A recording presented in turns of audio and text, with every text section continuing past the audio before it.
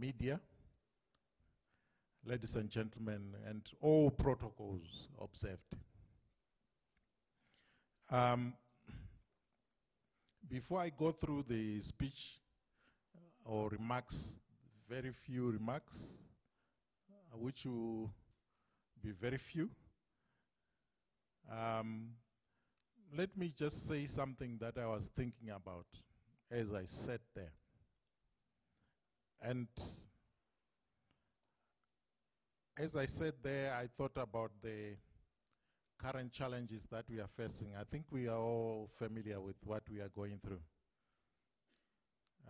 Forex shortage, fuel shortage, bread shortage, cooking oil, sugar, and so forth.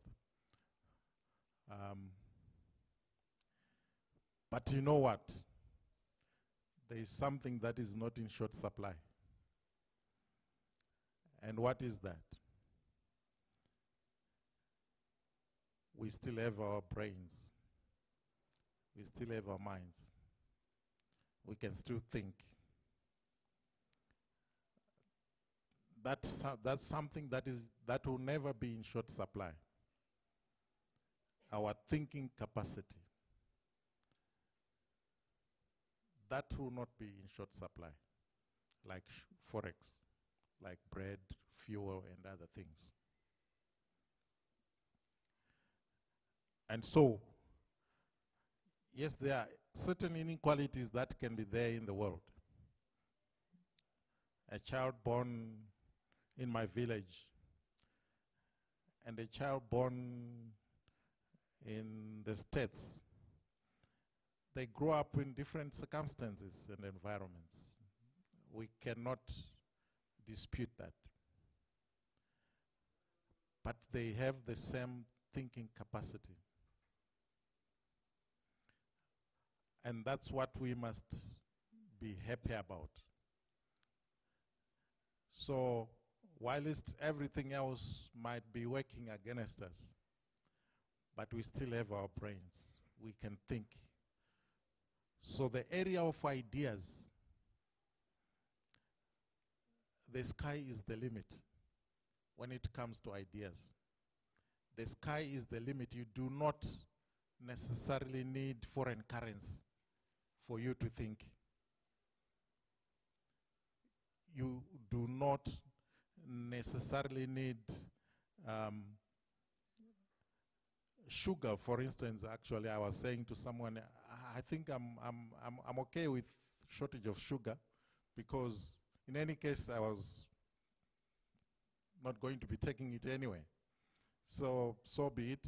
It's also for my health benefit. I'm not trying to say that it's okay not to have sugar. You can have it. All I'm saying is, the point is that the fact that there are shortages elsewhere does not stop you from thinking.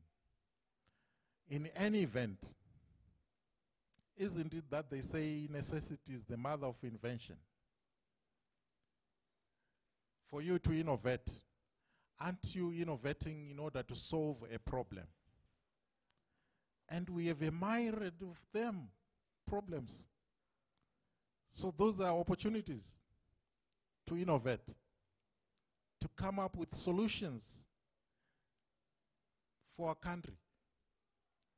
It's a challenge that I'm throwing to you, to look at and say, how can you innovate? How can you come up with innovative solutions that can help our people so that we help ourselves?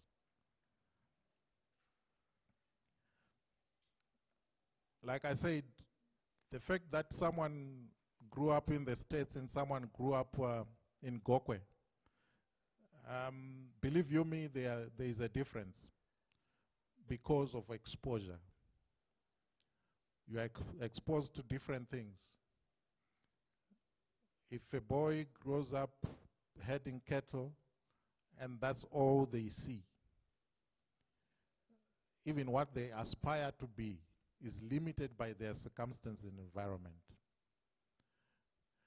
But thank God, there is something called the internet, which as porters we are taking to the remote areas to say that boy that is in Cholocho or Jocholo or wherever must have access to internet, access to the information highway, to the possibilities that are there out there in the world. So yes, they might have grown up in that village and gone to that primary school in the village or somewhere nearby, and the secondary school there. But we want to give them an opportunity to also explore the possibilities that are there in the world. So we are taking internet to the villages as porters, as mandated by government. And secondly, or thirdly, I thought I should just comment on this other issue, the innovation landscape in Zimbabwe. Now we are aware that government is set up innovation hubs at a number of universities. I think there's like 6 of them, innovation hubs, that have been set up by government. There are other private innovation hubs as well. And what is our role as porters in that? It is not to compete with government nor the private innovation hubs, but to complement whatever efforts are being made towards the issue of innovation.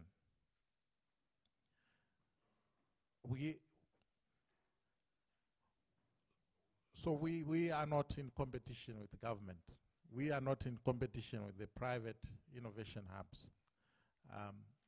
And part of what we are doing here is really to provide a platform for exchange of ideas, for cross-pollination of ideas, as some might call it, so that the innovation landscape is improved here in Zimbabwe. The other thing I was thinking about was that, and I think during the presentations you'll come across this, we have been receiving a lot of proposals for funding. And what we continue to see are issues of copying what is there somewhere, and you try to, sometimes without any improvement, you just copy it and bring it and say, this is an innovation. Well, yes, it is an innovation, in quotes. Can't we come up with new ideas? Is it not possible? I think it is possible. Yes, we say don't reinvent the wheel, but even if you are copying an idea from somewhere, then maybe value add it to such an extent that clearly you have been innovative. Rather than just picking it from somewhere and bring it and say, no, this is an innovation. So be it. I think you have time to discuss a lot about that. Now, without wasting much of your time, let me go to the prepared speech so that I can quickly finish and we can go on to the business of the day. Again, I've already said good morning to you all. I'm humbled and privileged to address you this morning to talk to you about ICT innovation, a subject that is very central to the activities of porters.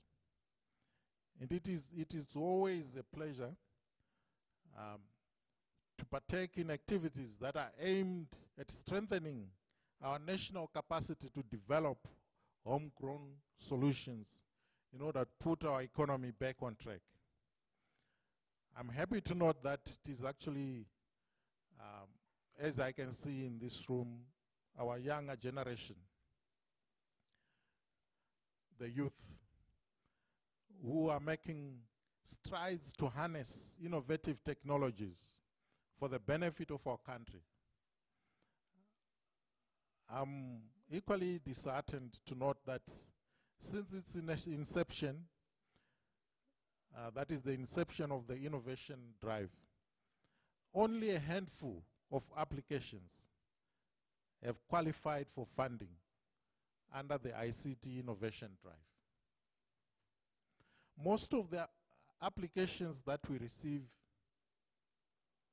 scored very lowly during evaluation due to a number of reasons, including the failure of the applications or the applicants to bring out the innovativeness in the proposals. I think I touched on this point. The innovativeness.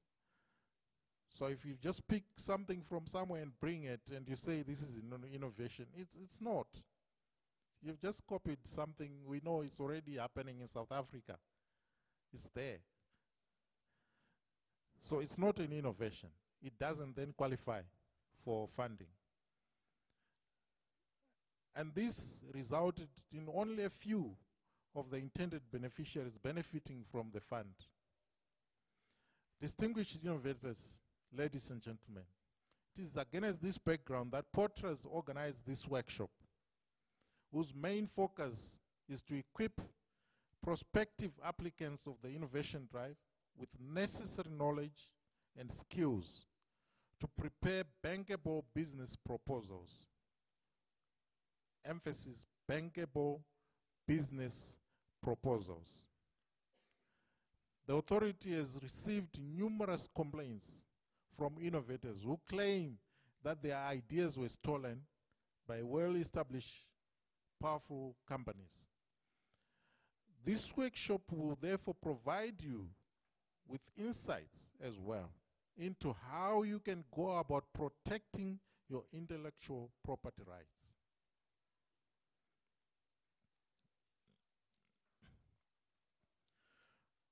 All this is expected to result in an improvement in the quality of business proposals you submit for consideration under the innovation drive, thereby making it possible for more people to access funding under this drive. Distinguished ladies and gentlemen, this workshop is the first of two similar workshops. The other is going to be held in Harare on the 16th of October. We however believe that this initiative is not enough if we are to increase the number of people benefiting from the drive, as some of the applications received could not qualify, not because they were of poor quality, but because they did not fall within the current structure of the innovation drive, which is operating as a revolving fund that assists beneficiaries by extending soft loans for their different projects. This meant that only proposals which showed capability to repay the loans were considered for funding. To that extent, we have realized the need to review the current structure of the innovation drive to include hackathons, where innovators are given an opportunity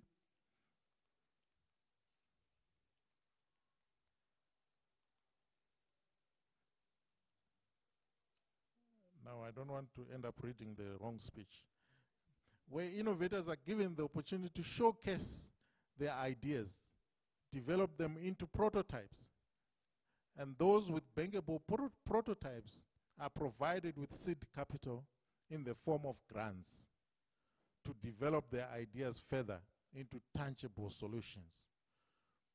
Distinguished innovators, ladies and gentlemen, innovation hubs are breeding grounds that can provide innovators with the best possible platform to make their ideas a reality. The authority is therefore considering identifying some existing or establishing new innovation hubs whose operations will be sponsored by the innovation drive through paying for such expenses as rentals and other utilities like electricity and water, thereby availing co-working space to more innovators. Such facilities will provide incubation services by availing professionals who will mentor and provide different services to the innovators. We believe this way the drive will benefit a great part of the innovator community, as opposed to this supporting a few innovators through the loans as we currently do. Distinguished ladies and gentlemen, we acknowledge that our rate of responses to proposals has not been as quick as we all would have wanted. Let me assure you that Potras is working on correcting this anomaly by adequately resourcing the innovation drive function and turning it into a standalone department so as to expedite the processing and evaluation of proposals. This way, we expect to see an improvement in the processing of your applications. So with these few remarks, let me take this opportunity to welcome you to the Southern Region ICT Innovation Workshop. I wish you fruitful deliberations and hope that we'll see an increase in the number of applications qualifying for support under the innovation drive. I thank you. Twalumba, Siyabonga. Thank you very much. Thank you so much, Mr. Marisa. A round of applause for Mr. Marisa, the Acting Director General of Potras. He said Twalumba Siyabonga. He forgot to say Asante Sana. It's a word, gentlemen. Ladies and gentlemen, we are live on Facebook, on Technomic Facebook, Twitter, and YouTube today. We are also covered by 263 Chart, as well as Texim. So we are live on those platforms. So now we go on to our business proposal preparation session. This session will talk to you about the first presenter, who is going to talk to you about the workshop objectives and just basically spell out why we are here and how we can benefit from this. Then we'll move on to another presenter who's going to be talking about developing your own innovation capacity. So at this point, I would like to invite Mr. Mujuru, the head of ICT at Potras, to talk to us about the objectives of this workshop.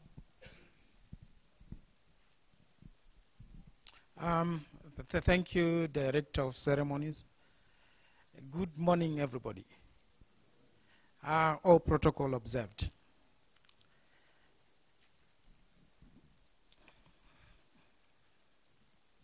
Okay, today I'm going to talk about the objectives of this workshop.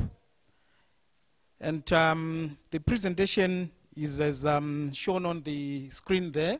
We're going to start with a discussion on the background of the innovation drive. We'll then look at the objectives of this workshop. We go on to look at the format of the workshop so that we are all on the same page, and we'll conclude the discussion on the objectives of the workshop. Okay, on the background of the ICT Innovation Drive. The ICT Innovation Drive is a brainchild of the Ministry of ICT and Courier Services. And it was in partnership with other stakeholders in the industry. I'm talking here of the operators in both the postal and telecommunications sector and courier services. The main objective of the drive is mainly to create an environment where youths are motivated to motivate to their fullest potential. It is administered by Potras through the Universal Services Fund, and the purpose really is to identify, support, and capacitate young innovators in the country so that they can develop their ideas into bankable solutions for Zimbabwe and the global market. And the drive started with a call in May last year for proposals from innovators, and it culminated with the launch of the drive by His Excellency the President on the 14th of March this year. And during that first call, a total of 188 proposals were received. And like Mr. Marisa said, the rate of response has not been that good. Only 6 out of the 188 were able to receive support under the fund.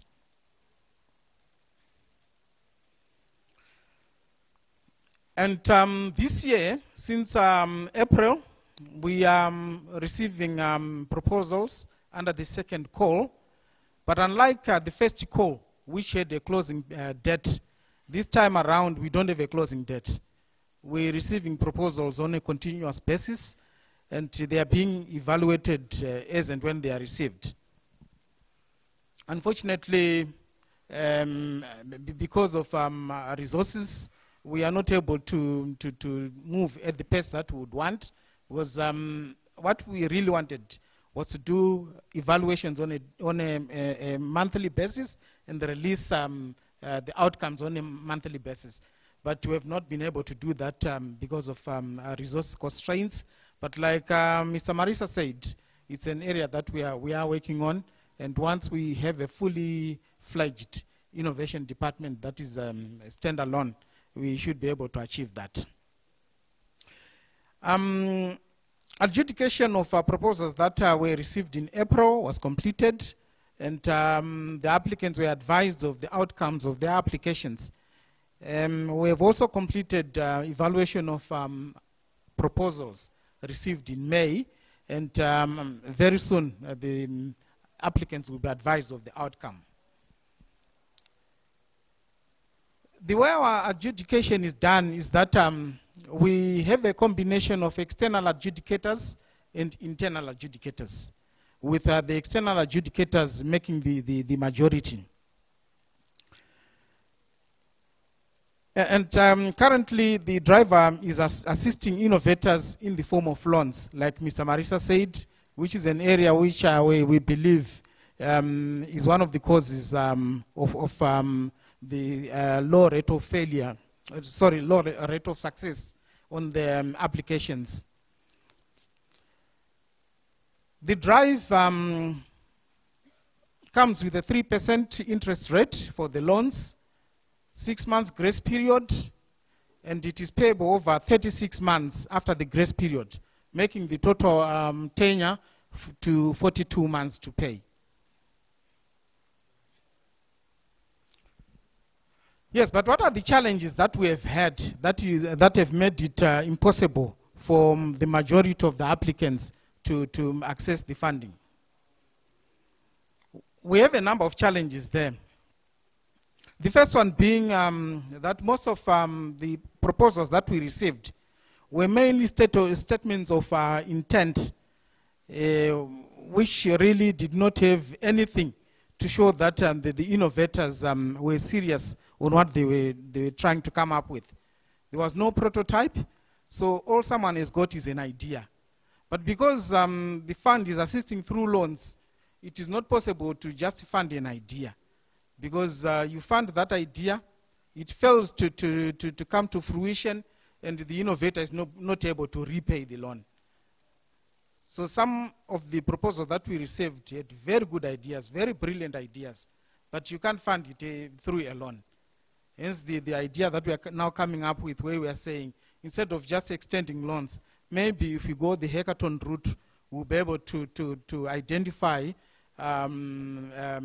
projects that we can provide with seed capital, and they will be able to progress from there. The other challenge that we faced was lack of strategic partnerships.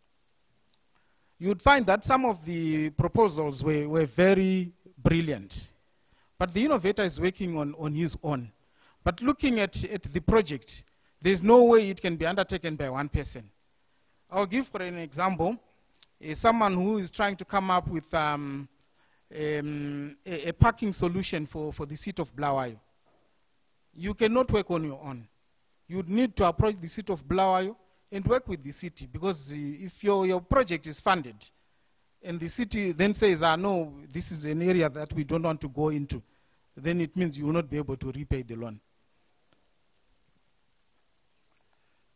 We also have projects that are seeking funding to buy and sell computer hardware and software. Honestly, there's no way such a venture can be financed under an innovation drive, because it's not an innovation.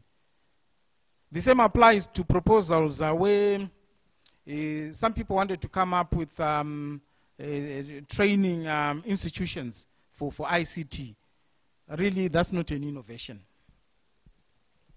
We also have some that were seeking funding for businesses to offer software development services. That's not an innovation. Some proposals lacked enough detail to define the scope of the project. That is the main objectives of the project and the target market.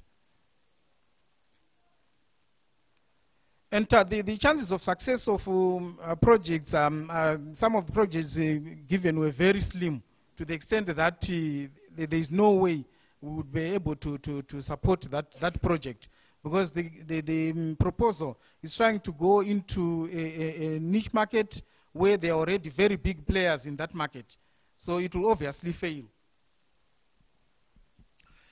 And the other challenge that we have is that the proposals are not for ICT innovations, but are really to capitalize things like call centers, for example. And then someone says, I've got an innovation.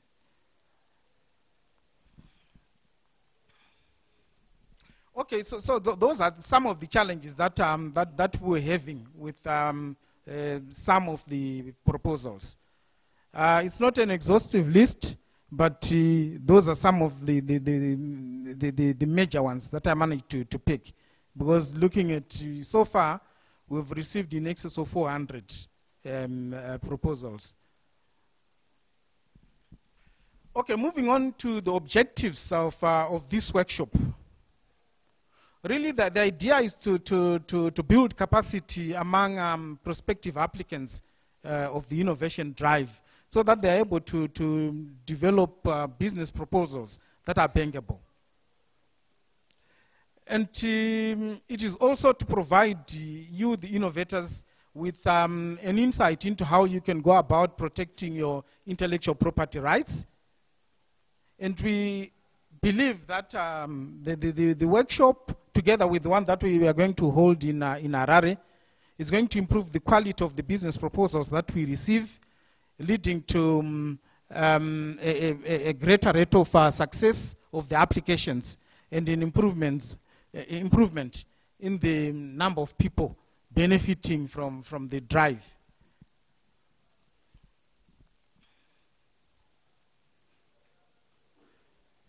Okay, the format of the workshop,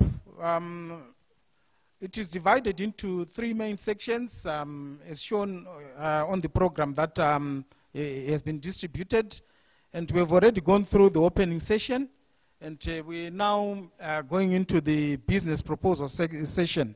In the business proposal session, we have 2 main presenters, as shown on the program. No, 3 main presenters. We are going to start with developing your own innovation capacity, which is going to be presented by Ms. Bobo from NAST. That will be followed by developing, crafting, and pitching bankable solutions, proposals, by Mrs. Marikanda from Women's Finance Bank. And we'll conclude that session with a presentation from Dr. Chirisa on innovation, where we're going to define innovation and to look at how we can capture the attention of funders. That will be followed by a plenary where you'll be able to ask questions and get answers for those. It will take us to lunch, And after lunch, we'll start with session 3, which is focusing on protection of intellectual property rights. And it will start by a presentation from Dr. Sawola, who is from Aripo. And it will be followed by a presentation by Rombidzai Mlambo, who is from Muvinki and Mugadza legal practitioners. We'll also finalize that session by a question and answer session. We'll close the day with closing remarks. And would expect or request one of the innovators just to give some closing remarks, followed by a representative from industry, and we'll conclude with closing remarks from porters. So basically, that's how our day is shaped. I thank you.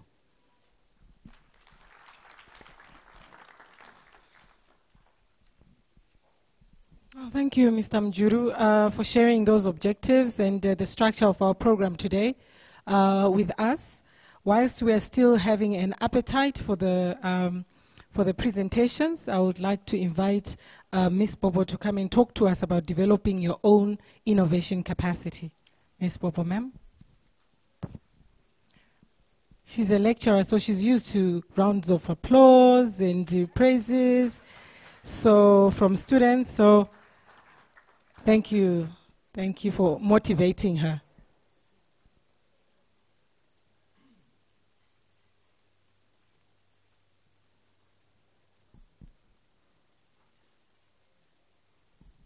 Good morning. Good morning. Okay, that sounds much better. I talk a lot in front of people, and my dear friend Sibo here says I'm in the wrong profession because she says people in IT are very quiet, and I have lots to say. So whilst they are trying to get me set up there because I need a bit of sound here and there, I don't want you to fall asleep whilst I talk, so I will entertain you a bit.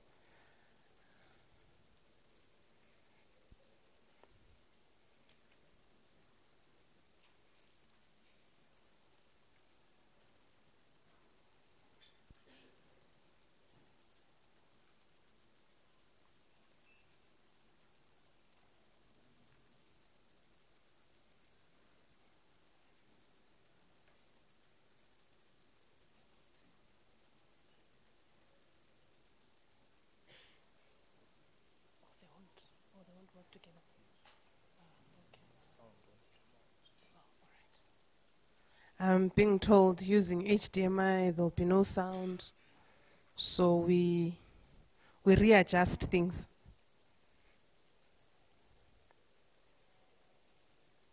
Okay, so basically my task here today is just to talk to you about developing your own innovation capacity, which means how innovative can you be as an individual, isn't it?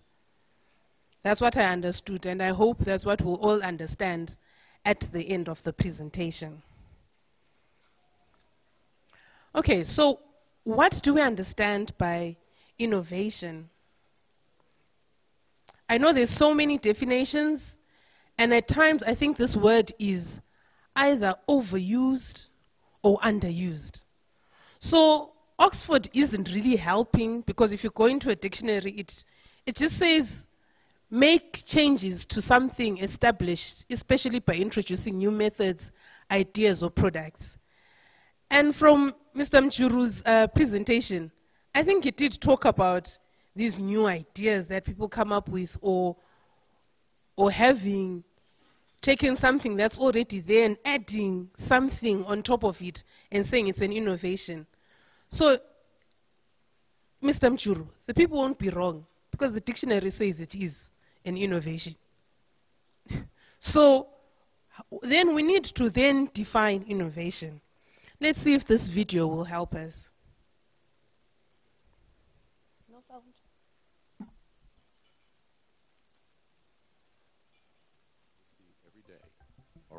dots there are. So life goes along according to these known dots. Decisions and solutions are based on these commonly known dots, as well as many conclusions too. Some companies build their entire businesses on these known dots. This we know as the status quo, business as usual. Then one day, someone comes along and sees one or more dots beyond the commonly agreed upon dots. Dots that others missed, dots that are ignored, dots that others have long since forgotten about. Some like these new dots and celebrate this new discovery, liking how things currently are and comfortable with everyday dots. Some protest these new dots. Some even claim they are invalid, or worse, are imaginary dots that don't even exist. Yet, it's these new dots that potentially change everything. What is the source of these new dots? Notions. Unexpected connections. Ideas. Possibilities. And imagination. Fire was one of these dots. So is the wheel. And the bicycle. And the automobile. And the computer, as well as the internet, the smartphone, and the tablet. In fact, many of today's common dots were at one time uncommon, newly introduced dots. So what is innovation? Those other dots, the ones others miss, and having the certainty to know that the dots you see are not only valid, but necessary if the world is to move forward.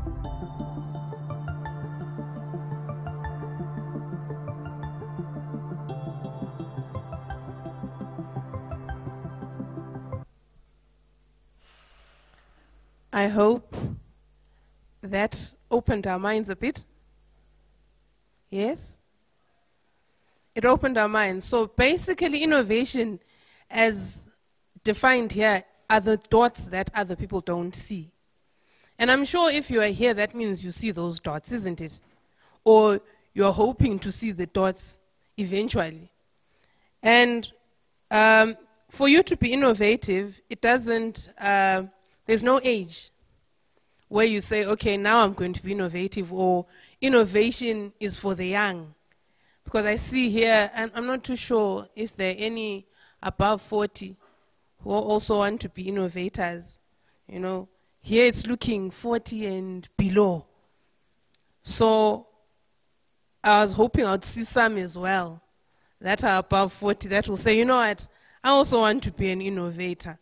Because things, as highlighted, there are so many issues that are coming up, isn't it? Especially in our country, that need some sort of innovation. Even in the company that you work in, there is still need for innovation, isn't it? So if you're not being innovative in your workplace, then I think you actually should be retired. Because innovation is for everyone. Okay. Does that make innovation sound even better? Or it's now sounding scarier? It's still innovation. All right, so there are several definitions here. I just picked up a few that a couple of people who are very involved in these innovation drives defined innovation. So Nick, who is the chief editor of Idea to Value, and also the CEO and founder of Improvides Innovation Consulting, defined innovation as turning an idea into a solution that adds value from a customer's perspective. I heard talk of some of these project proposals were just ideas. And ideas are the very correct thing. That's where you start. You start by having an idea, and then you need to find ways of implementing that idea.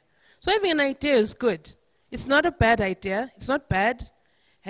It's just how you plan to implement that idea. I think that's what Potras wants. They want a plan. How are you going to implement this idea so that they can give you the money? And then we've got David Burkus, who is the best-selling author and our award-winning podcaster and Associate Professor of Management at Oral Roberts University. He's got a book called Under New Management. He defines innovation as the application of ideas that are novel and useful. So you may have a novel idea, but is it useful? That's another thing that you need to think about. And then we've got Drew Boyd, who is the co-author of Inside the Box, a proven system of creativity for breakthrough results. He says innovation is anything that is new, useful, and surprising. So we see we're playing around with a lot of these words. But I think in all three definitions, we found new and useful. So innovation is something that will be developed or is an idea that you will have that is new and may solve a problem, meaning it has to be useful. So I think I tried to define innovation as much as I can from here. If there's anyone who's still in doubt, I'll give you more sources. Then by the end of it, you'll be able to define innovation. So now there's an innovator here who we're going to see.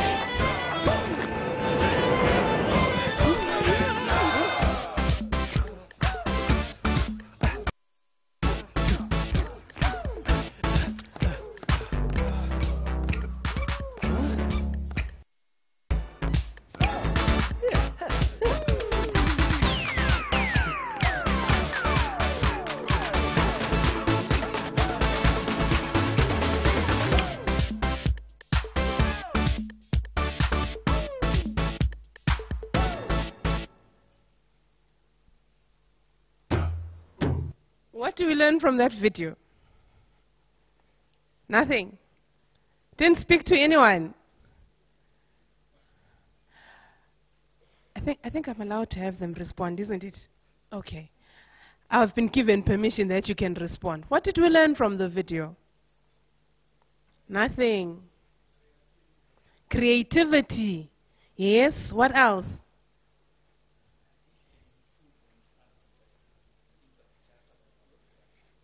It showed how the clothes improved from one stage to another. What else? At the beginning.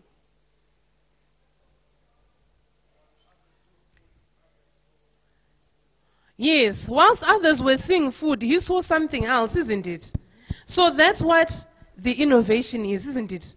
The creativity or being able to see something else that others cannot see. Okay, so then we talk of capacity, because it says we're talking of innovation capacity. Basically, capacity is defined as the maximum amount that something can contain. So how much can you contain as an individual of innovation? Are you a centiliter full, a pint full, a gallon, a quart?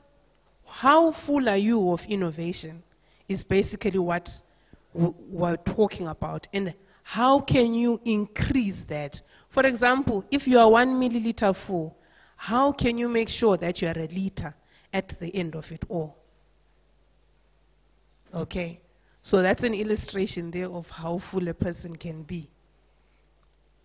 Okay, so we're saying there are innovative skills that you need so that you can build your capacity. And we're going to define these into three.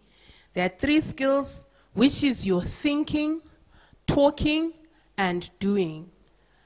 So, thinking, basically we're talking about what? The creative idea, isn't it? How you create, you have an idea that you will create. So it has to be very creative. Sorry, I'm just trying to sort out my notes here. Okay. So we have thinking skills. I think we implement these on a daily basis, isn't it? For you to come here, you thought about it. But then we need to have skills that will help us identify problems, strategies, patterns, opportunities, and new ideas. So, in as much as we have thought, we also need to take other people on board. This is where our talking is done. When you're thinking, you're on your own, isn't it? So I'm standing here, I'm thinking about, as he had illustrated, a parking system for Bulawayo. So I stand here by myself, I've thought about it. What do I do next? I have to talk to somebody about it, isn't it? This is where the talking comes in. So this is where you're going to collaborate. You're going to look for like-minded people. You're going to look for people that are going to be your stakeholders or the people that you want to solve this problem for, isn't it?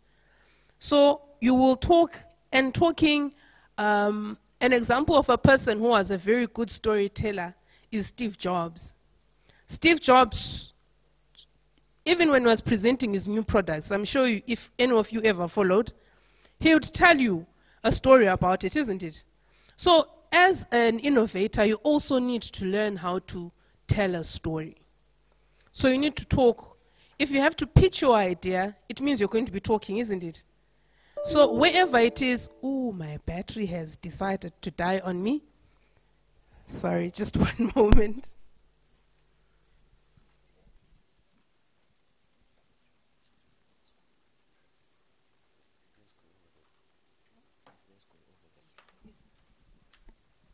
I thought I'd nicely charged it enough for the presentation. But I think I can still talk, I can still continue without the PowerPoint. So we're still talking about how you will talk and how you will interact and how you will collaborate. Okay. So it is very vital that we collaborate. And then the third skill is the doing, which is basically the implementation. So we need to be able to implement our idea.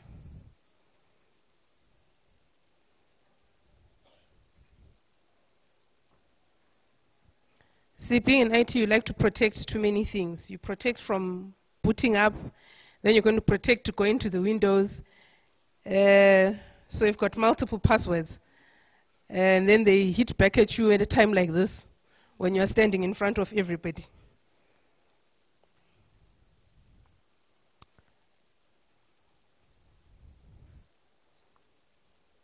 I think we are almost there.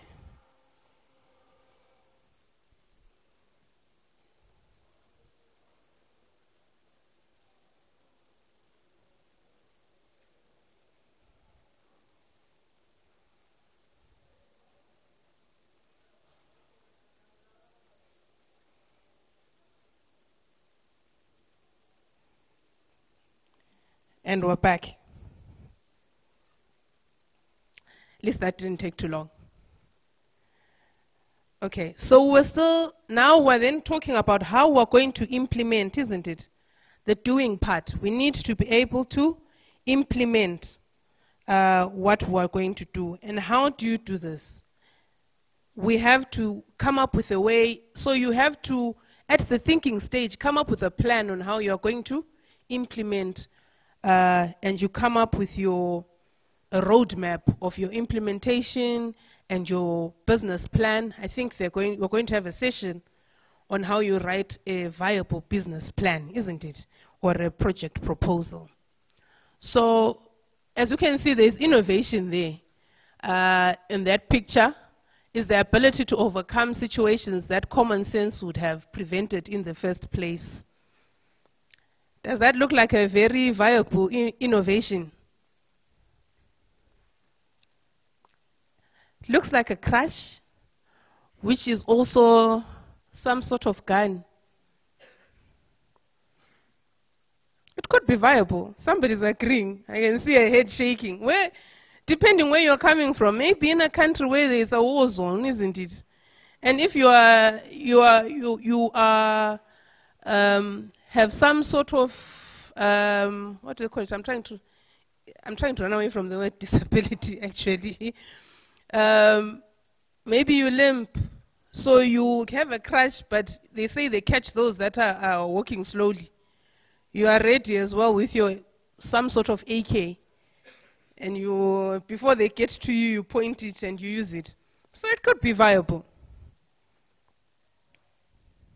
Okay, and then whilst you in the first stage where you are thinking, or the 6 stages of creative problem solving.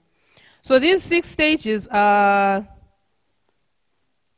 from Osborne's checklist. If you Google that, there's something called Osborne's checklist, which is basically he's the founder of the classical brainstorming session. So there's something that then comes out of it that is called the 6 stages of creative problem solving. So it means you're going to the first stage they call mess finding. So you've got this whole mess, which is basically the world.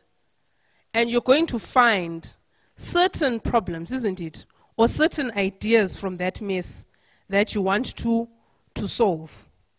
So you pick up a couple of ideas from there.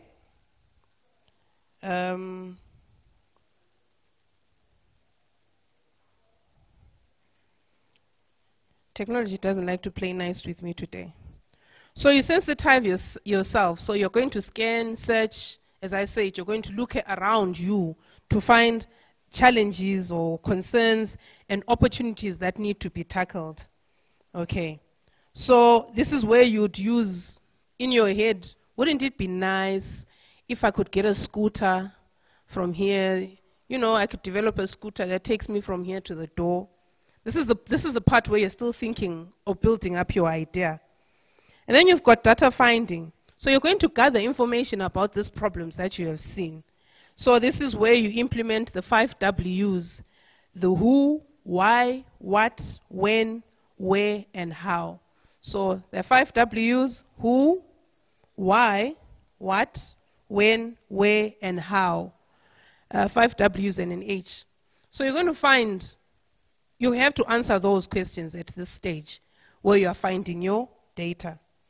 And then we come to stage 3, where it's problem finding. You now come up with a proper statement of how are you going to solve this problem. And then we have our stage 4, which is idea finding. So you've identified the problem. Now you have to generate as many ideas around how you can solve that problem. Then obviously stage 5, you are now finding a solution, and then acceptance finding. So at acceptance finding, you are going to find that when you are going to pitch your idea here, there might be negativity. There will be those that say, but why do you want to do it that way? Why not go this way? Take that negativity as a propeller for you to do something better. So don't take it as they want to gun you down or shoot down your idea, but rather take it as a way of encouragement, for lack of a better word. That when they're saying why, you say, okay, no, maybe let me look at it from their perspective. So that is your acceptance finding. So you will experience quite a lot of different views. Remember, the fact that you're an innovator means you're already standing out. Remember from the definition that we had, that innovation are the other dots that everybody else doesn't see. So whilst you're trying to pitch those dots, the others think they don't exist. So you will need to find a way of solving, you know, overcoming those that believe that those dots don't exist. So remember, in the next stage, we said we're going to talk or we're going to collaborate. So you're going to find like-minded people. So those that will believe in the cause that you are running for. And then you're going to integrate. So let's do this together. Once you found your team, I see the CUT team has a lot of team. Are you guys like a team that's doing something together? Or it's just regalia? No, sorry, it's Catholic. It's still CUT. Sorry, but Catholic, you are a team, as in you're working on something together, or you're just a team because, you know, it's team regalia. You are a team. So you are like-minded people working together. All right. So you integrate and do it together. And then in the beginning, you're allowed to invite Mr. Yes and. Because at this stage, you'll be taking every idea before you filter down to the very idea that you want to eventually accept. So you invite Mr. Yes and at the beginning. But you know, they say women are always on a, "Hish, but why?" Or women are always the ones that argue a lot. So they say, I don't agree, because I'm a very nice woman. So after you've invited Mr. Yes and you have this long list, Mrs. Yes, but then comes in. This is when you're collaborating together, isn't it? We have this list of ideas. So basically it means now you put in the doubt. In the beginning, you were all optimistic and you had all these brilliant ideas. But then Mrs. Yes, but brings us back down to Mother Earth. Okay, so this is where we're really talking about. So she can then come in later and say, but you know what, you guys, yes, this idea works, but I think we should be doing it this way. So that's when Mrs. Yes, but comes in. And then remember, we're also different in this team. So we use each other's capabilities to the best. In my team, when we were doing a lot of these innovation drives, they put me to do the talking because I couldn't do the coding. So I'll do the talking. So clearly that's why I'm still doing the talking. All right. So you find each other's capabilities. There are those that are strong in project management. There are those that are strong in the planning. There are those that are strong in creating the innovation itself. There are those that are strong in marketing. Because you're going to be pitching these ideas, isn't it? And you're going to write a proposal. So you need to find each other's capabilities and use them to the best of the team. All right? And then whilst you are encouraging, like if you have a team there, like from a university, encourage your peers. I saw a lot of those that come from my university here, and I know some of you have innovative ideas that you have implemented. Encourage your peers as well to come up with certain ideas or certain ideas as well, so that we solve this situation, especially in our country right now. And I believe this generation is very fortunate that there are people like Potras to support their ideas. When we were starting, we didn't have things like this. For us, an idea of a project was developing a website, because they were not there. So now there is so much more that is expected out of you. And because of that, you have then many more opportunities. And then remember to communicate. Make sure you see the same picture. Because you can be given a picture and you see different things, isn't it? So you communicate and make sure you see the same picture. And then you should be aware, this is on an individual basis. Be aware of your lazy processor, or even in the team. You know, we all process things differently, isn't it? There are those that process quicker, then there are those that process fairly well, and then there are those that just are lazy to process. So be aware of your lazy processor. Nurture your innovation capability. Be curious and brave. That means be bold, Go out there, even if you're not too sure whether this is going to work. Be curious, find out about it. Be bold, be brave, walk up. And I'm proud that there are so many applications that are going there to Portras. That means these people are being brave. They might not make it, but that's a first step. And it all involves also being confident. And then serendipity. See beyond what others see. See the dots. You see squares, see circles. If others see triangles, see, what are they called? The six-sided shapes, hexagons. See something different every time. And eat brain food. I'm sure if you Google that, the health sites will show you what nurtures your brain, and as well as research on what needs to be researched on, and make sure you rest.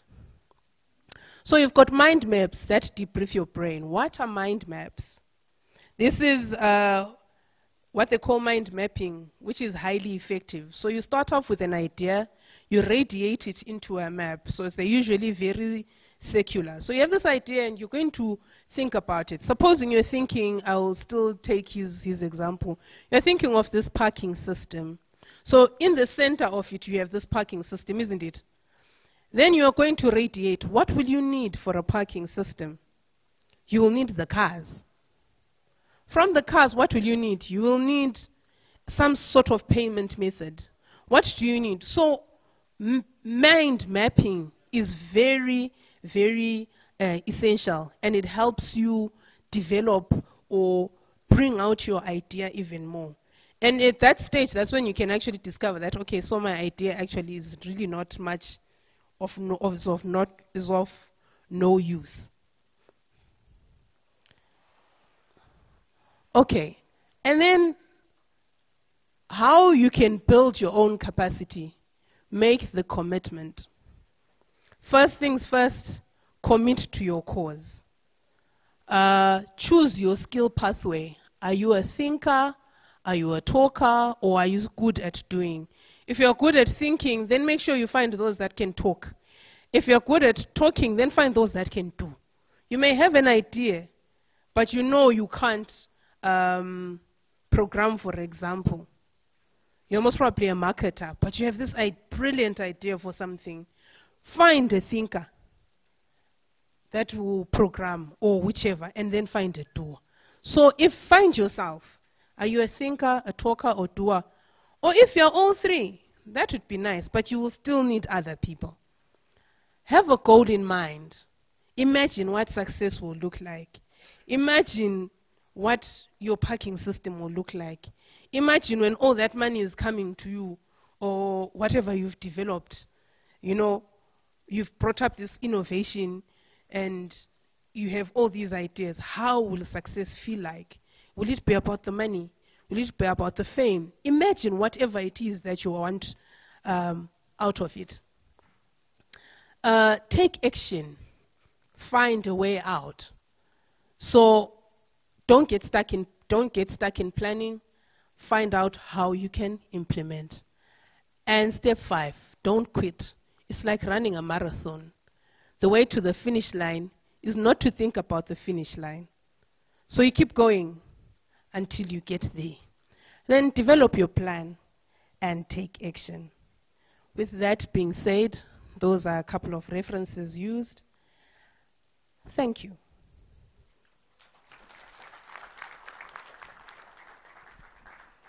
I'm jealous because that round of applause was uncalled and uninvited. It means that people are excited about what she said. Are we excited? Did it make a difference? It did. Oh, that's good. Well, I think it would be nice for somebody to come up with an innovation, ladies, of, our hair to just grow long, like Brazilian or something, without me having to be pulled my head. Don't you think? Hair like this. Can you imagine? Without having to make an effort to go to the shops and buy. Yeah. Yeah, she's excited. So, ladies and gentlemen, that was Novuyo Popo from the National University of Science and Technology in Bulawayo, giving us the take on developing your own innovation capacity. Well, it's a ladies' time this morning. You know, we lead by example. So at this point, I would like to invite a powerful woman in the banking sector and focusing on empowering women. That is Mrs. M. Marikanda, the CEO of Zimbabwe Women's Microfinance Bank. Microfinance Bank, yes. To talk to us about developing, crafting, and pitching bankable proposals. Pay attention, ladies and gentlemen, because this is a banker. They know what they expect from us when they want to give us money. So let us pay attention. Mrs. Marikanda, she's my sis, my big sis. Yeah. Thank you, Siwa. Good morning, all protocol observed. I see a lot of familiar faces here. Recognition to my sister there. Naturally, women speak more words than men, so you'd understand, because we are custodians of culture, socializing, so you can't do that with few words.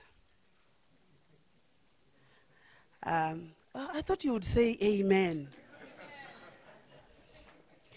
My brother here, we happen to be students together on a doctoral study that we're doing. I'm actually doing this so that the students would not look down upon us in one way or the other. So what happened was, okay, let me just give a background also about myself, why I'm here, why I'm passionate about this. I'm not going to talk about the Women's Bank, but definitely it's going to be a partner in terms of this program. I'm excited about this because it's targeting the young, and my sister talked about innovation. I've been doing innovation a lot. So what I'm going to share with us here, because it's in an hour, normally I take a week to teach, to train about that. I also am a teacher because I'm a mother, so I teach. But I'm also an entrepreneur. I'm an innovator. Currently, I've got, I liked what she was saying because I don't do ICT innovation, but I do business innovations.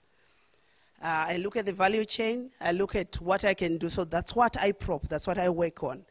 I came in earlier on when others had already given their introductions, but I heard about people who have been crafting bankable proposals, and I would want to say, I think that's my brother and my sister, because that's what I also do best. So I'm hoping that I will not enter into an academic session, because right now we're talking about, this is the crux of almost like revising the concepts that we have had. So I'm just going to walk us through, but I'll try, I'm hoping after this, if you can revise your proposal, we can also change the number of proposals that pass.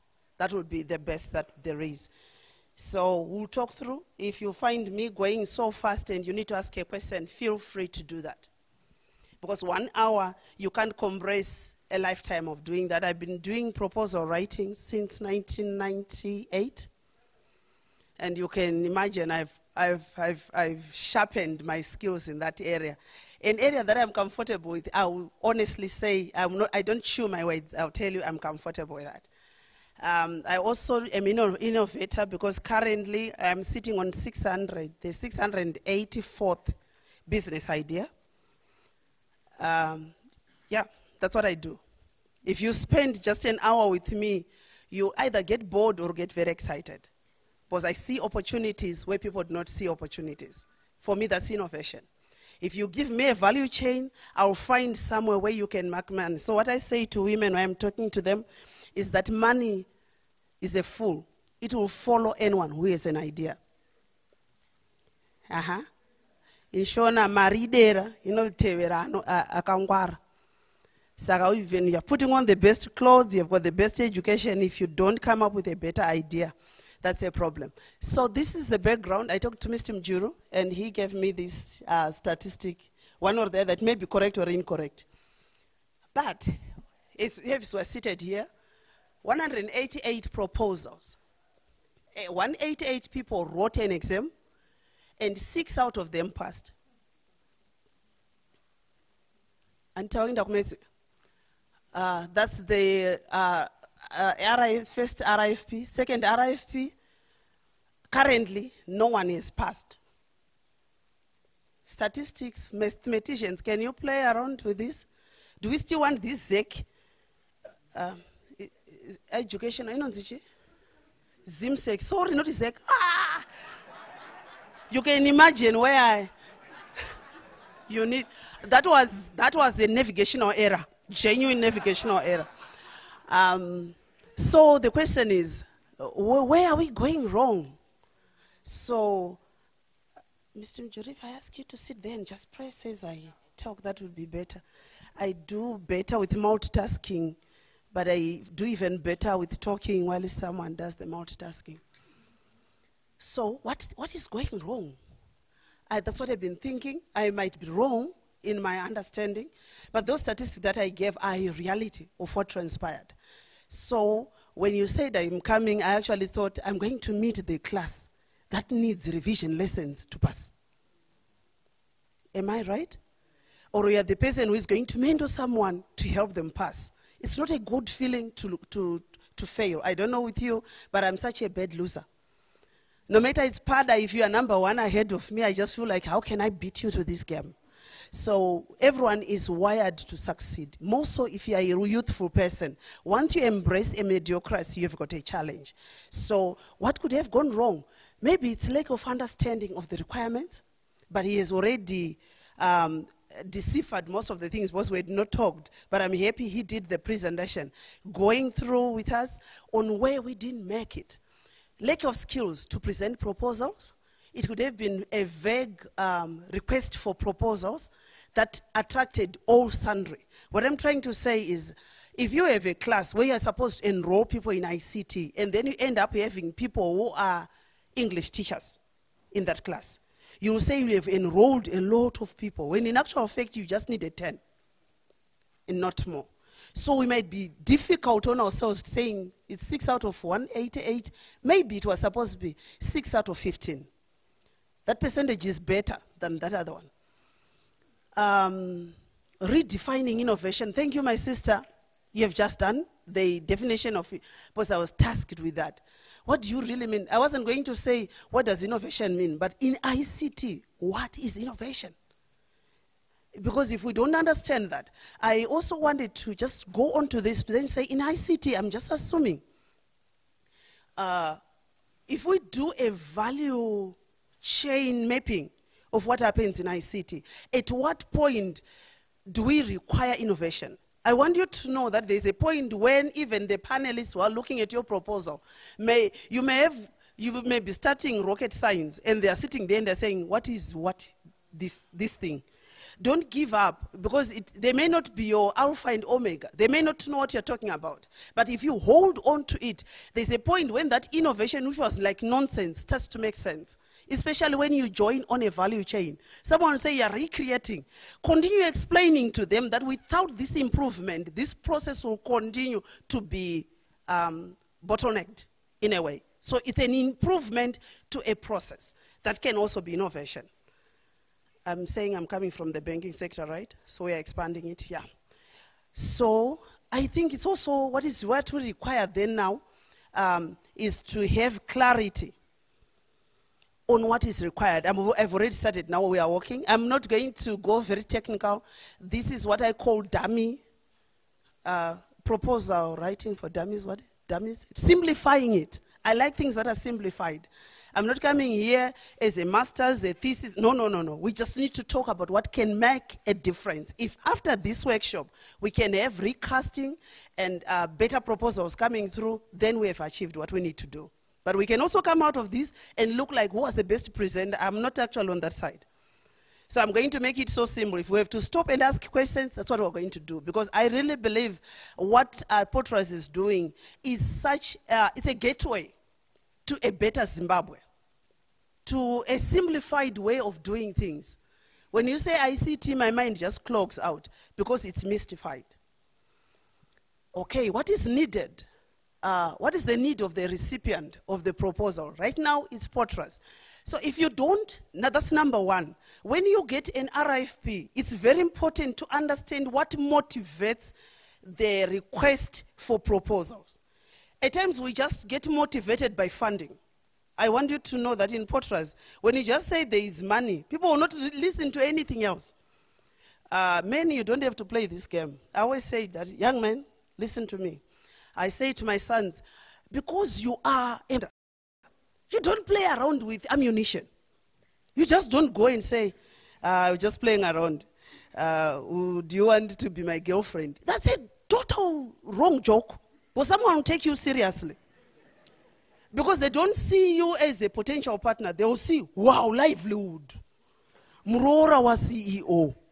And my name automatically changes to Marikanda. So they will not even care what you do. I'll just, yes, yes, yes. So they will sue you to the bone for playing around with their time. What am I trying to say? When people get an RFP, what motivates them to respond to a request for proposals is very different. For someone, they'll find an opportunity of making money quickly. They are the ones who are in that 188. So you don't have to be hard on yourselves as portraits. Someone just felt like, portraits is offering money. Run for the money. Possibly half of those unsuitable suitors. Okay, let's move on. Let's continue with clarity that is needed. I will continue looking at you, my brother, because I'm actually marathoning. Clarity is needed, so I'm continuing with that. They've already indicated what they require as portraits. Right now, they are not here. We're talking on our own. They want to identify, to support, and to capacitate innovators. That's their need. To identify. So you need to come out of the crowd. Be identified. So if you come out as common, we don't identify you. If your idea, that automatically means you have to be blunt to yourself. What am I bringing that makes me identified? I'm horizontally advantaged. I am. Sibo, you can stand. She is horizontally disadvantaged. Come closer. If we put the two of us here together, I know you have an attitude, you think you might have your preference between the two of us, but I know you all prefer me. So this is who I am. Some things will stick in your mind. I'm an accredited trainer. So normally we would do training sessions, we would talk, have plenaries and do that. But I'm hoping it can stick in your mind. When it stands out, when you stand out, your idea stands out. It may not be the preferred that someone had. But when you come out in the open, they'll start to see, she's really advantaged. It's not a disadvantage. It's an advantage. Because I have portrayed it in the positive way that you are supposed to get it. Otherwise, you say, this big woman, no, I'm not a big woman. I'm an advantaged woman. Vertically almost challenged. She is vertically advantaged. You need to find the right ways that go into your proposal, that define what you're trying to say. You are not being kind to yourself when you undercut yourself and then you say, yes, City Council is doing this, but no, not in your proposal. Let's go on. I said, oh, sorry, just bankable. I want to talk a bit about bankable. Sorry, yeah. About bankable. Developing a bankable. This is one of the things that I wanted to say. Some of us, we have brilliant ideas, but we just don't know how to make money out of them. When you call me a banker and I come to your project, no matter you have a good project, you know, the child, you won't have to handle a child's snappies. You just move them this way. For a banker, I was saying, yes. Yes. So I'm still waiting for that dollar touch, the golden mind that she was referring to. How do you translate your innovation into dollars and cents? You may not have that capacity to think big because I know you want money, but you start having running tummy when it comes to 4 zeros and 5. If it goes to 5 digits, you pass out. So these are some of the challenges that you then have. You have a brilliant idea. So because you don't know how to put figures to it, this is where some of our challenges will come in, where you say anything anywhere. This is where the protection of the ideas will come through. But I'm just walking through that. You have got a brilliant idea. You need to also have this confidence of knowing when to keep your mouth shut. I just talked to you about 684 business ideas. Right now, I'm crafting a way of making sure that I make good money out of them. But normally what I do, I share these ideas. I always say to people, if you tell people, gold, iripa kona pasera, very few will go in mine. They will go to the next person. We're told that there's gold. Don't say it loudly. There's gold at the corner. And the whisper goes throughout. And there's no one who's going to mine the gold. So you actually think you're doing a service to Zimbabwe when you are sharing your ideas. But then there are fewer cannibals who take your idea and run with it as if it was yours. And then you may say a heartache. Unfortunately, we don't have a solution for you. That's what the unwise always suffer. You suffer loss. I'm not going to be apologetic about that. If you are not unwise, we can't sue an entity because you went there foolishly trusting that they see I'm young, they are going to support me. Who told you that? They say life should be fair. Who told you about fairness? It's the language of the weak when they expect the stronger not to eat them up. You say to the lion, don't eat me up. You know, we need to coexist. It's an ecosystem. Ecosystem will happen after we have swallowed you up. So be careful what you then say. Define terms. When you get an RFP, what is a request for proposal? A request for proposal is like what Potras has done. They issued this. I think we all have this. I'm marathoning because I want us to just rush through this later on. This is the request for proposals. This is what we call a solicited proposal. They requested what they require. But in some cases, because I have an idea, and I know who needs it, I know the market, and I know what it will impact, that's an unsolicited proposal that I will then be drafting. The templates and the gymnastics around that are a bit different. I'm not going to go to unsolicited. But you also need to know different kinds of templates that you then have for proposals. You can Google those. I don't need to take you to Google because you are experts than me. I saw a playing with a phone. I can't do that thing, you know. Next time we talk before we come here. Because now I'm looking dumb and, no, like a policeman in the policeman before this dispensation. They didn't have computers. Can we go to the next one? Okay, let's just talk about initial steps when you get an RFP. For me, this is very critical. I'm just sharing with you what we do when you are writing a proposal. You want to write a proposal. Read the request for proposal thoroughly. Don't read it once. Don't read it twice. Don't read it 3 times. Read it 4 times and above. Do I make sense? This is where the problem of the suitors starts. Because when you just see funding, you know what one template, you know, and you now start cutting and pasting and putting. So you'll be answering the question wrongly. So you need to read through the request for proposal. Highlight the phrases. Can I just exit a bit? Pardon my... this is what what did I do now? Chineke, what should I do here? I just wanted to show you, this is not in PowerPoint now. This is in Word. Can you go to my Word? I'm just rushing through what I did when I got the request for proposals. Just to give you an indication if I want, the guru is here. You see, my brother, you become indispensable. So don't play with your words like I said earlier on. Yeah, there we go. Can you make it? All right.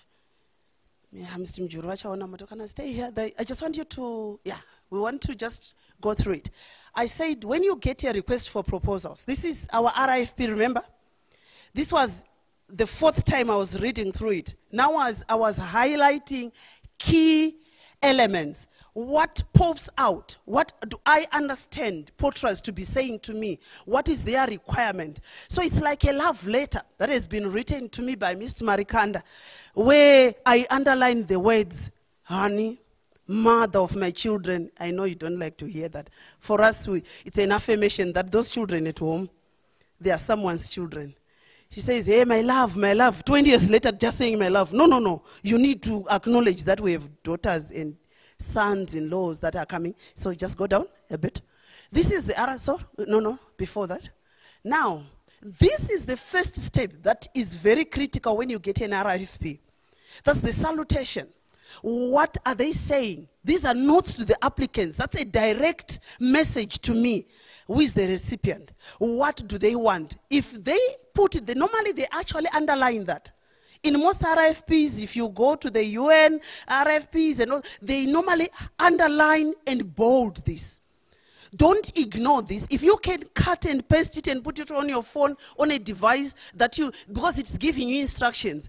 Thank you for your interest in this. Then number one, you need to understand. That becomes your song. If you are writing 5 proposals at the same time, I don't care, but you must have clear highlights in terms of what's required.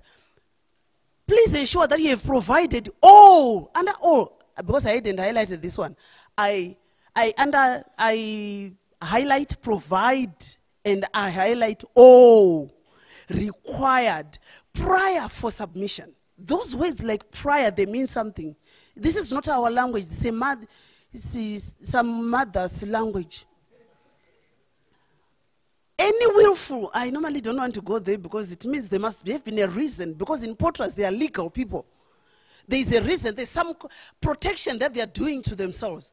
Any willful suppression or falsification of required information will render the application null and void. You can't plagiarize. You can't steal someone's idea. Already you are on the extreme side of the law. But you then find he was telling us that people would take someone's idea, come and say, I'm small Econet. You can't do that because you're taking someone's idea. So they have already protected themselves. So if you do that, automatically, before you even go any further, you've already failed. If I was sitting on their panel, these are the first things that I look at when we're doing an RIFP review. Let's go on. I'm just rushing. Shortlisted. No. Let's go. Part 1, applicant information. This is what I was doing as I was going through that. Name and designation of applicant. Just don't say Mandas, Marikanda. They ask it for designation. You must be Mr. or Doctor in the making. Candidate. You find a way of, just don't say, because we then don't know whether it's a Mr. Mrs. Marikanda.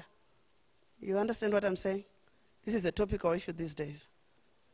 About a Mrs. Marikanda who is a Mr. Marikanda at the same time. I'm sorry. I'm just saying. But you know, those things, they matter. Because you get into a panel where the people who are there, they don't want social structure distortions. Make sure you are clear that you are a Mr. We don't rush for and advocate for gay rights at the point where you say, why should I be a Mr.? No. It's our condition. You put a Mr. or a Mrs. We need to know your gender. Are you in between? Then project details. Does this make sense? I actually deliberately decided I'm not going to go technical. I'm just going to walk with you. If I was to do this, I wouldn't fail coming up with a good innovation under this. Actually, I would do 4 or 5. Then they would disqualify me and say, we only need 1, but they want innovations. So I would have several. So this is what I did. So these highlights that you see there, I was going through the highlights, the areas that I felt were important. That if you miss those, they reduce the chances of you passing. Please provide. I would have underlined provide as well. But it says short description. This is where the problem comes in. Someone just feels so generous and becomes too long. And when we want short, you give us a long. When you want long, you give us short. I shan't say anything about that.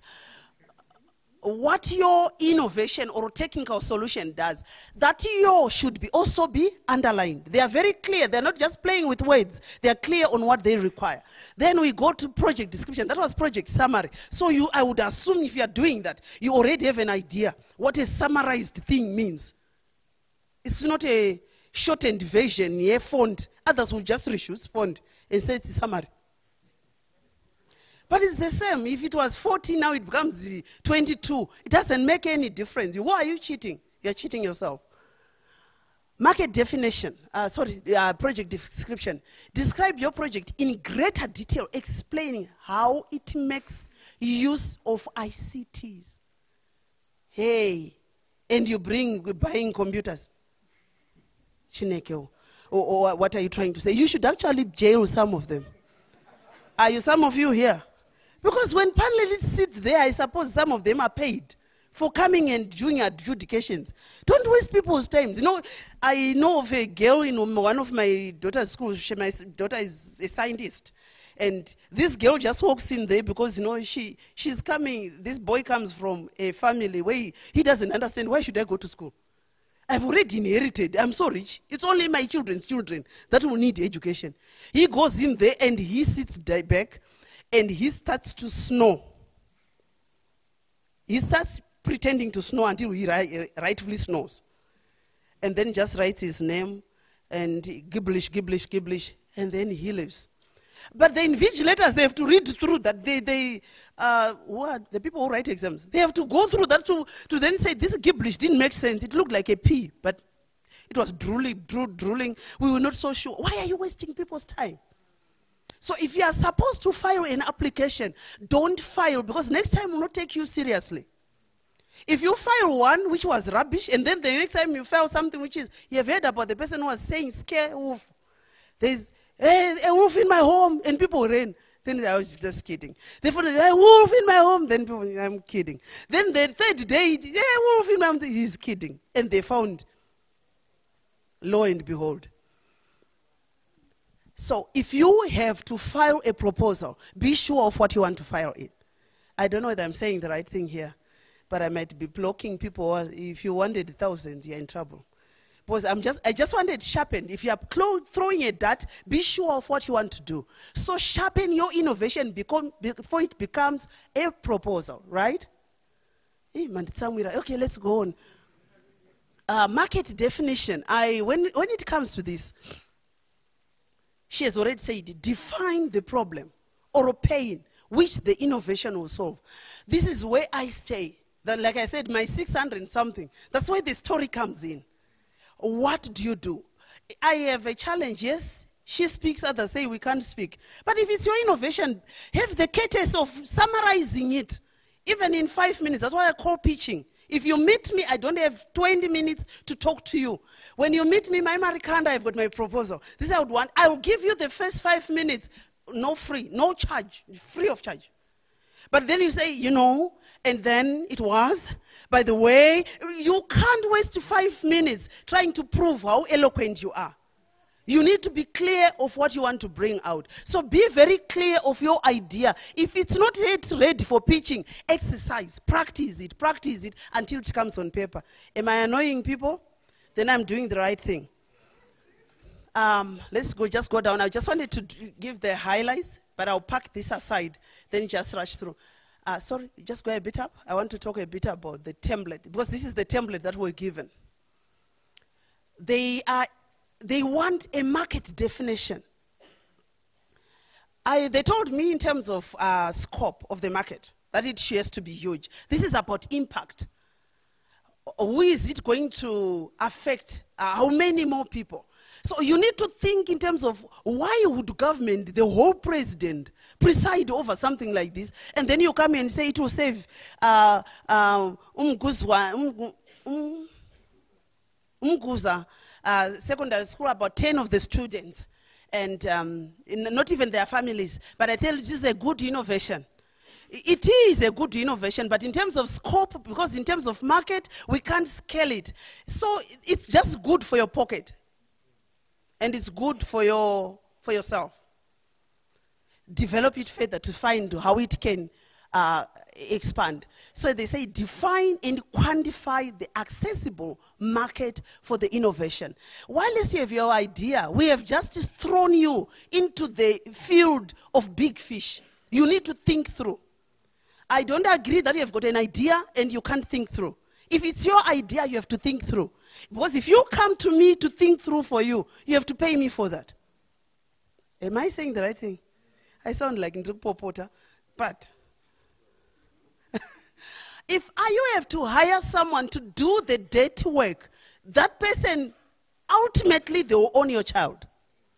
I'm a mother, but I have to put a footprint on my children. I'm a busy mother, and right now, my daughter is writing today, and tomorrow she's writing, she's writing real stuff. So when your child is in grade 1, you're writing grade 1. When in grade 7, you're writing grade 7. So I'm busy right now in the practicals, but I have to make sure that there's a footprint, because anyone who is a surrogate mother on my behalf, if they take over my children, I've lost my wealth.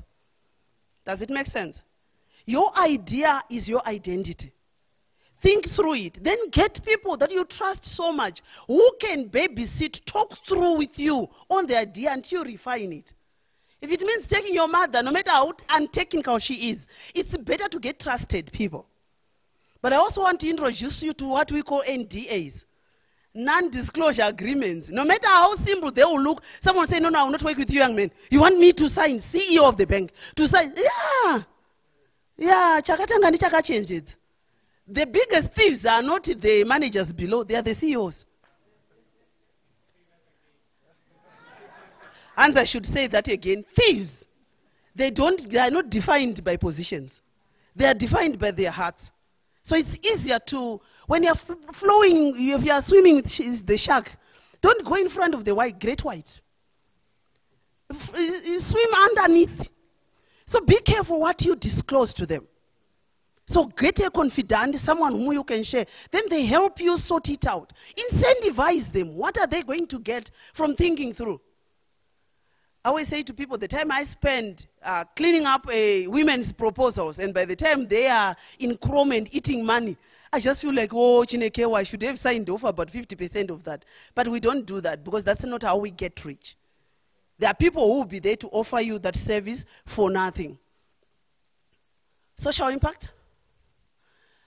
That one is sustainability. Let me just go on to sustainability and the financials. I just wanted to look at the sustainability. The potential that the innovation can be scaled to a national and international. This too goes through brainstorming. You need sessions when you can think through. Same thing which happens when we preach, we think you've got a revelation, and then you say, I found that Jonah was swallowed up, and he also swallowed up the fish. When you sit down with Bible scholars, they'll tell you, that's develation, it's no longer revelation. So when you have an idea, when you sit with others and they walk through with it, that's when you realize what I thought was an innovation is not an innovation. But pick another one, run with it. So it's not always every egg that hatches, but pick on the right one. Let's go down, running. I was highlighting and I was almost there. Funding requirements, there we are. That's the dollar. One will say, my idea speaks on its own. CSC, nyama inonaka, inotaura yega. No, it has to come through that. You have to be clear. This is where some also fail. You just sit there and you say, can I put 1 billion? Application development. Yeah, that was my idea. It's my idea. I think it's about 4,000. Someone says, 4,000? Are you mad, guy? What? He says, about 40. No, a cool 400. Why not a cool 4 million? Then it started from 4,000 and it went to, because all of a sudden you're valuing yourself. There must be a mathematical basis for how you come up with a figure. And also if you give me to quantify it for you, just be careful that I may not be factoring in my 50% in that. So I will blow your budget. Equipment, hardware. So you need to define what you require. This is where the thinking through process, the steps that she shared with us, do make sense. So if you haven't thought through, this part will be very vague. For me, when I look at a proposal, what shows me that you are very realistic and know what you're doing is when I look at that. If you have thought through your figures, they don't talk to my head, they talk to my gut here. When I'm looking through proposal, that's what I do. So everyone else saying, yeah, I'll go, nah. And I become the party pooper. Unfortunately, I may be carrying the biggest vote. So think through it. Let's go. Here, I have heard others say, you want the proposal to go without you saying you have received something. Take Auntie Mary's donation that they got and put it in there. That's untruthfulness. It's seldom that we'll give you a loan without verifying. We'll verify. By the way, this is a loan, it's not a grant. Always quench your appetite for a loan. We normally work so hard to make sure that you are not over-borrowed. You are not the one who is being lent the money to, it's being lent to a business idea. That idea must be able to generate money for itself to be able to pay back. This is not a grant, it's a loan. So we are not doing you a favor. We are actually walking the journey with you. So be as truthful as you can. No business plan, no proposal ever looks like people are going to make a loss. But reality on the ground tells you that they are what we call, are you in Zimbabwe? Can I introduce you to Zimbabwe? Just this week? It will tell you stories. There are those who borrowed, they are feeling like, thank you, Jesus, this is what we're praying for. Because all of a sudden, their loan which was, has just shrunk. But there are those who thought they had borrowed in a better way, hardening their currency. They are in dire need right now. Where do you get the forex to pay back? So you need to be very careful if you commit yourself to a loan. I always say to people, money is a good follower, not a good leader. Young people, listen to me. Are you hearing me? Yes, you are entitled to money. You need that. But money is a bad follower, is a bad leader. It needs to follow through. I'm actually saying this at the background of what was happening in the financial sector. The youth character currently is dented. Can we go to the PowerPoint? The character of the youth is dented because what happened was, it's Old Mutual, it's KEBS. They gave the 5,000 to, no one is doing you good by not doing due diligence. We're actually helping you when we ask you these questions. And then we verify on the ground that you are doing it. Don't cut corners if it's a loan. A good name is better than silver and gold. Right now in the Women's Bank, what we're doing is we are helping women who had their names soiled. Once your name is blacklisted, it's difficult to salvage it. Are you listening to me? I know you did. This part is what doesn't matter. It's like we're at a wedding, and you are saying, for good and for life, yes, priest, yes. It's only the next week when she's suffering from cholera and you have to be changing diapers, that's when you realize, no, this was not part of it. You need to be cognizant of the fine print and what a loan requires you to have. So I've just gone to the highlighting the key phrases and aspects. Did we cover that? I think we did overcover. What were you expecting from me? My face is saying, you look like you are bored. You are part of the 6 out of 188. So I'm not going to be any nicer than I am doing. Eh? How many passed here? Are they here? So I shan't say, and I shan't ask who applied, because I know where you fall in. There's one.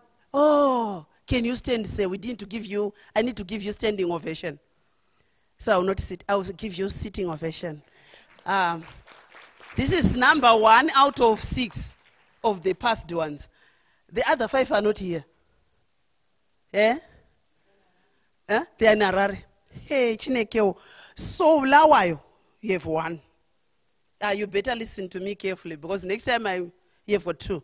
Next time I'm expecting that only 2 fail and the rest pass. That's why I'm actually here and sweating.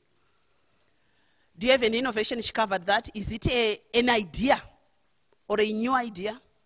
How clear are you? We've talked about that. Are you able to develop your proposal or you need help? Let me talk a bit about that. For others, you can't be a jack of all trades. If you have a very good project, I know they may differ with me there, but if you have to pass and your idea does make sense, every part of the template requires certain skills. This is why I would say you need help, even on your own, maybe colleagues, they come together with you. Someone writes and someone critiques that. You don't send a proposal before someone goes through it. Formulate and put in information and avoid this idea of going to the internet, copying and pasting. Show originality. If it's your idea, use that simple English, but we are clear of where you are going. Can we just pitch the idea to, I've already talked about that. I'll talk about that later. How convincing is your idea?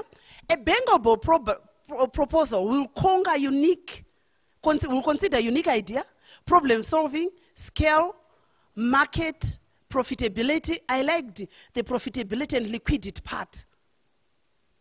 Quality of management, you are the only manager. In a way, you are trying to say, no one can run this project except me.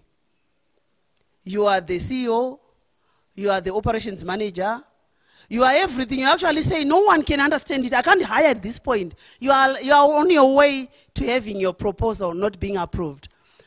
Customers, you need to be clear who it is. Technology, that's ICT.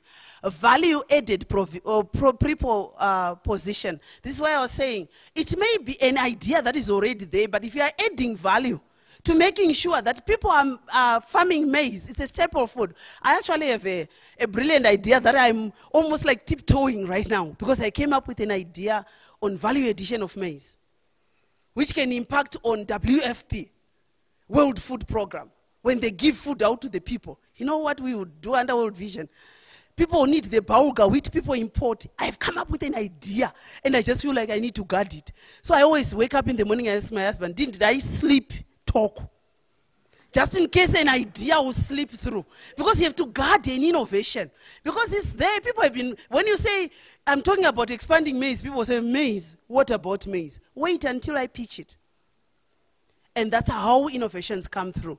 Have appropriate documentation to support your idea. This is a requirement that I also saw in the RFP. They need documentation. So when you do prepare your proposal, you've done it simplified along the template. Someone will come through, you need to have another template where you checklist what is the documentation required. Your name, your marriage certificate, your origin, sabuku, your matumbuzi. We will require more information about you. If you have to have a feasibility study, this is where I then ended going there. Before you come up, if it's a green enterprise, something that has not been done before, it's a new idea. You are better off supporting it with a feasibility study. Someone will then say, no, now the feasibility study doesn't have to be expensive. I can actually do one right now. And I'll come up with information that I can fit into a proposal that I can pitch to you. So what is a feasibility study? This is where I'm saying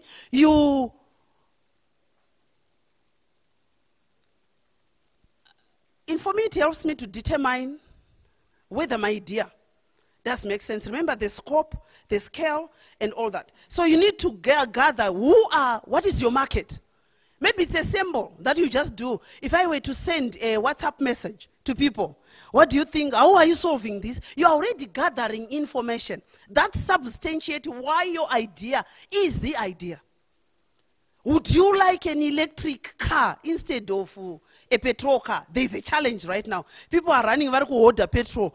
This is an opportunity for you to take us back to the wheelbarrow and say, what if you take your wife to work in a wheelbarrow, which is electrically powered? That's a Bajaj, by the way. That's tricycle. That's a wheelbarrow. It's a special version of that. Feasibility study identifies the make or break scenarios that could prevent the prospective business idea from being successful. So it may be a very good business idea, but as you look at feasibility of making money, you realize, I can't make money out of it. Feasibility of reaching out to many people, who wants that? It means you've got limited. It then says, no, it just appeals to the youth, or the youth will feel like, we can't go to Mbuyane anymore. So in a way, you're already gathering information that helps you to go to that. I was just talking about the mini feasibility. Okay, let's. Right now, I know someone would then say, do I need the experience of writing proposals for me to be able to write a good proposal? No. I'm really demystifying it. This is proposal writing for dummies. Even my daughter who is in Form 3, this is what I teach her, and she does her pitching. The problem is always been, we talk about proposals at a point where we need funding. But you have to practice. This is something that you need to continuously do. You may not be fielding in a proposal right now. Let's develop these skills. When we are looking for proposal writers for NGOs, for some of the projects that we do, there are fewer who come out. Others have written proposals, but none has been funded. But the issues that I've just raised here, you can't write a proposal if you have followed these issues that can't be funded. If you have paid attention to that, you have an idea and you're pitching it through, it will be funded. So you need the idea, number one, of course. That's for me. If I was weighting this is 2, 4, 6, 7. If I was weighting it up to 100, this is what I give the biggest percentage. You need to have the idea.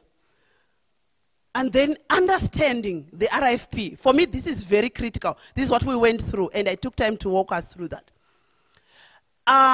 Proposal writing, you need to pay attention to detail, to words. What is implied? What is the implication? And when you have done that, you also need an extra eye that looks at that. At times, typos, errors in writing, chirungu chakabenda, chokuti thems. When we give thems, this, we just wonder, yes, we speak in Ndebele. But honestly, do you have to assassinate a language like that? So it becomes I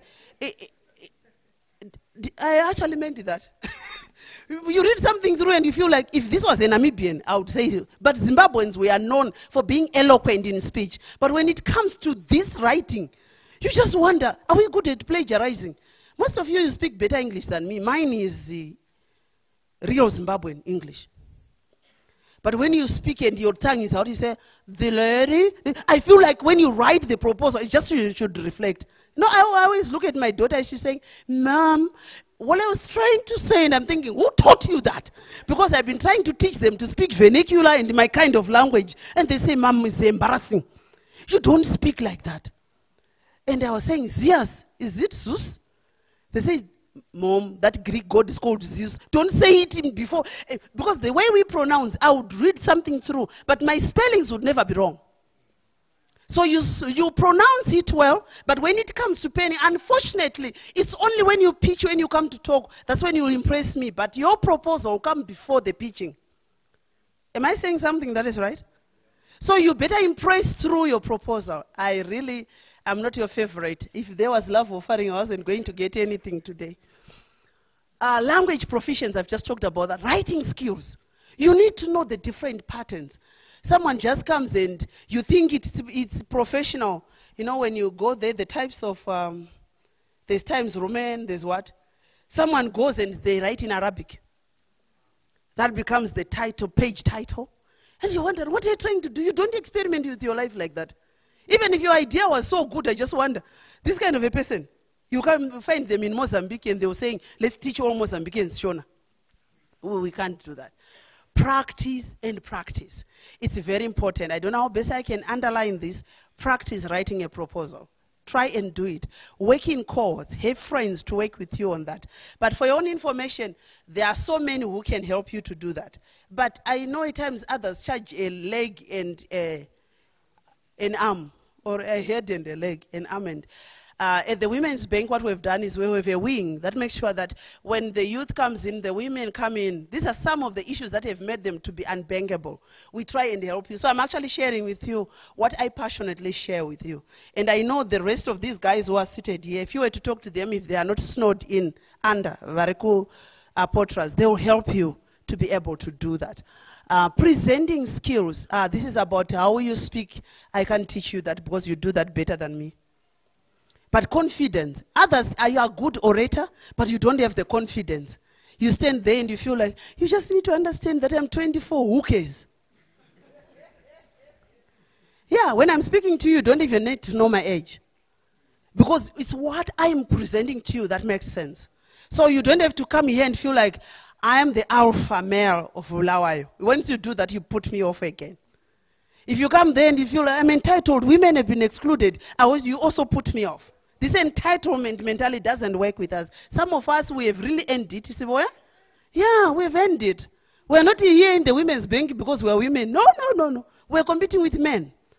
I'm actually talking to my young sisters. There, are you there? The young queens, princesses of Zimbabwe. Yeah. Yeah, I always say I have got this challenge when we call them slay queens and divas. Allow me, men, to talk to my sisters for a moment. She writes a proposal. It's competing with other men. She comes there and she feels like, she won't understand because she's a woman. Who is in the panel? No, no, no, no. Young woman, don't do that. Because you pay too much. If you qualify, you qualify. Don't give fringe benefits to people. There are too many things that we can't just pay. We are too expensive as women. Hello? So don't make yourself be taken advantage. If you follow this, no door can be closed to you. No door can be closed to you. Yes, there are times when it works to shed a tear and there. This is the beauty of femininity. We know when to cry. We do. Hey, CEOs do not cry. Who said? I'll be the cheerleader in crying if you're dead. Then after that, I'm saying, okay, it's done. So how many days do you need to be off? Yeah. But a man, if he does that, they'll say, Chineke, oh, he's a mad man. But a woman, we can expand, we can shrink. I'm actually saying that because it's very important. I'm actually expecting bright girls to pitch your ideas. Don't let anyone take advantage of you. Young men, I'm not trying to keep you out. I'm saying you can do it, you already have an advantage. But also senior citizens can innovate. And when you innovate, give a younger person to run with it as if it's theirs, if there are age limits to something. You understand? Yeah, don't be too stingy and say, if it's for under 40, I'm 45. I can't. No. I'll give someone who's 25. Coach them through. Let the idea be theirs. Behind the scenes, sign an agreement with them. When they become a millionaire, you grow to be a millionaire with them. Okay, and then finally. Sorry, thanks. Oh, wonderful, thanks. This is the template. I just summarized it. Then let's go to the last. The way forward. Those who submitted their proposals and you think didn't do a good thing, there's no shame in doing corrections. Corrections. Apana sinambeta correction no. No one. In primary, it used to be a ritual of every person. Anyone who didn't do a correction, then you are the biggest liar. Because everyone, there was a time for corrections. In grade 2, we used to do corrections. Go and revisit it. Find what didn't come out very well. If they think you plagiarize someone's idea and you think it can come out well, do that better. Redo it. And I know, Lawayo, you can field some of the best. People who eat meat, they are brighter. Did I say that? No. Yeah, but you eat a lot of meat. I was in Lupane the other time. I liked the portions that were served there. And I just realized they know how to be Zimbabweans. This idea of putting a small meat and you say, hey, why are you telling me that I could have gout? Let me eat it. And then we meet each other in front. Hi. How can someone just say, we thought we could do ration. Hey, good portions. They in Lupane. I liked it. And they just say, take your share. I say, I left my grit to Lupane. So when you eat meat, it's a good thing. Practice. Collaboration. Collaborate. Find peers. Talk to others. At times, just need someone who can say, can we have tea? Can we sit around? Can I come through your office? Just say, just know that you don't need an hour. I need 10 minutes of your time. When you have those 10 minutes, do the best that you can. There are others who come in and say, can I give you, I say courtesy, can I give you water and tea? Then you say, I think Masondo will do. No. Masondo will take the whole day gathering. When I say tea or water, ask for water. Because tea, by the time it's brewed and everything, you'll have taken my time. With those provocations, I hope this was good for you, ladies and gentlemen.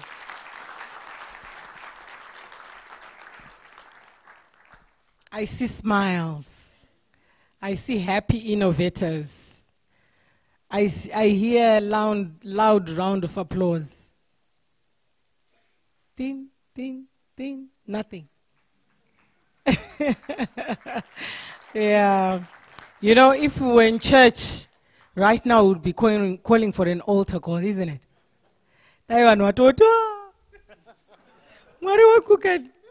you know, would actually be doing. Thank you so much. That was a powerful presentation. Thank you. I told you this morning the women are on fire. Yeah, they are, isn't it?